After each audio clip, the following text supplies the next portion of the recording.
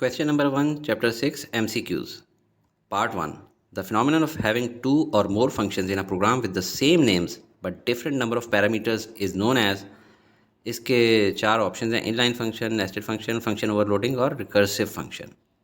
Inline function ये तो उस फंक्शन को कहते हैं जिससे पहले लफ्ज़ इनलाइन लिखा जाए, तो ये तो नहीं है। नेस्टेड फंक्शन इसका मतलब है फंक्शन इन फंक्शन, जो कि लाजमी नहीं कि सेम नेम वाले हों। जैसे इस एग्जांपल में आउटर फंक्शन और है और इनर फंक्शन और है, लिहाजा ये भी नहीं। फंक्शन ओवरलोडिंग इसका आंसर है, क्योंकि सेम नाम वाले टू फंक्शंस का एक प्रोग्राम में यूज़ होना फंक्शन ओवरलोडिंग कहलाता है। For learning purpose part D recursive function देख लें। हालांकि इस चैप्टर में हमने ये नहीं पढ़ा। ये नेस्टेड फंक्शन की तरह होता है, मगर इसमें फंक्शन अपने आप को ही कॉल कर लेता है, इसीलिए इसको रिकर्शन कहते हैं। और ये फंक्शन फैक्टोरियल में अक्सर यूज़ होगा, क्योंकि फैक्टोरियल में रिकर्शन बार बार करने की ज़रूरत पड़ती है। Part 2, we declare a function with dash if it does not have a return type. इसमें 4 ऑप्शंस गिवन हैं। अगर ये सब रिटर्न टाइप्स हों तो फंक्शन ऐसे होंगे। पहले वाले की रिटर्न टाइप लॉन्ग है, यानी वो कुछ वैल्यू रिटर्न कर रहा है जिसकी डेटा टाइप लॉन्ग है। इसी तरह पार्ट बी और पार्ट डी की डबल और मेन रिटर्न टाइप्स हैं, जबकि पार्ट सी में वॉइड लिखा है, यानी खाली, कुछ नहीं। तो यही राइट आंसर है कि अगर रिटर्न टाइप की जगह वॉइड लिखा हो तो मतलब है कि फंक्शन कुछ नहीं रिटर्न कर रहा। It does not have a return type. Part 3, arguments of a function are separated with dash, comma, semicolon, colon या नन ऑफ दीज। जितने भी फंक्शंस हों उनमें आर्ग्यूमेंट्स के बीच में जो सेपरेशन रखी जाती है that is through commas. So option A is the answer.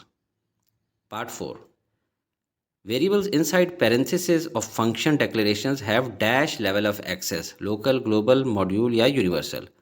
Module और यूनिवर्सल तो आउटराइटली रॉन्ग हैं, क्योंकि ऐसे वर्ड्स कोडिंग में वेरिएबल्स डिफाइन करने के लिए यूज़ नहीं होते। सिर्फ लोकल और ग्लोबल वेरिएबल्स का नाम हमने सुन रखा है। ये एक फंक्शन है जिसमें 3 वेरिएबल्स पैरेंथेसिस में डिफाइन किए गए हैं, और ये मेन फंक्शन है जिसमें इस लोकल फंक्शन को जो ऊपर लिखा हुआ है उसको कॉल किया गया है।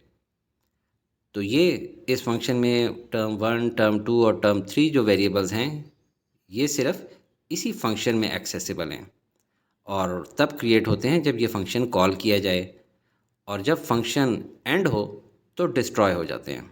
इसलिए ये लोकल वेरिएबल्स कहलाते हैं। ग्लोबल वेरिएबल्स तो वो होते हैं जो प्रोग्राम की बॉडी में प्री प्रोसेसर डायरेक्टिव्स के बाद डिफाइन किए जाएं, ताकि कंप्लीट प्रोग्राम को विजिबल हो। Part 5, observe the following function declaration and choose the best answer. Integer divide in bracket integer a comma integer b is equal to 2 bracket close semicolon. इसकी 4 options हैं। Option A, variable b is of integer type and will always have value 2।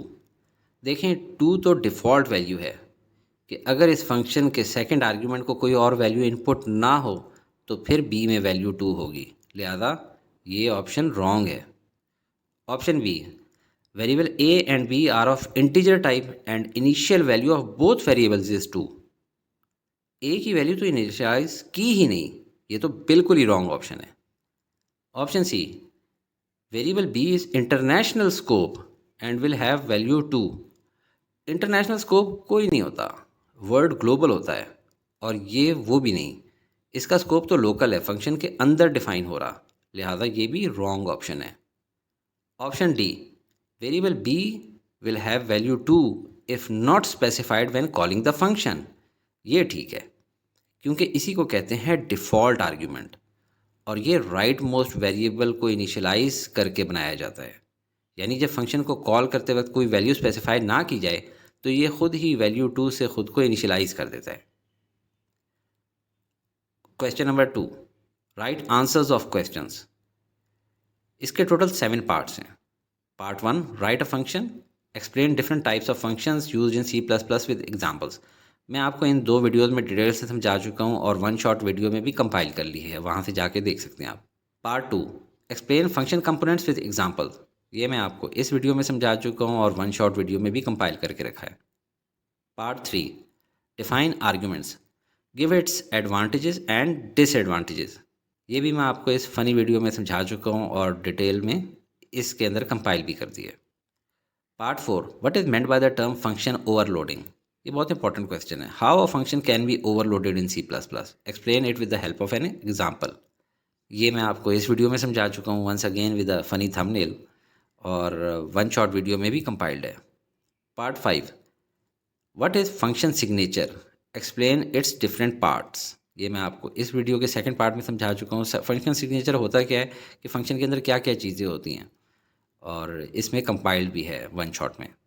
Part 6, explain the scope of different types of variables used in functions.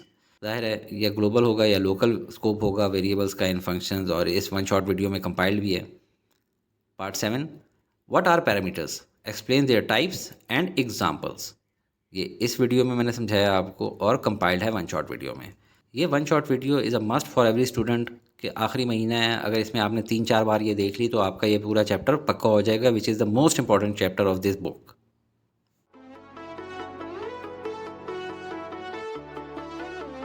Study with me, a learning experience.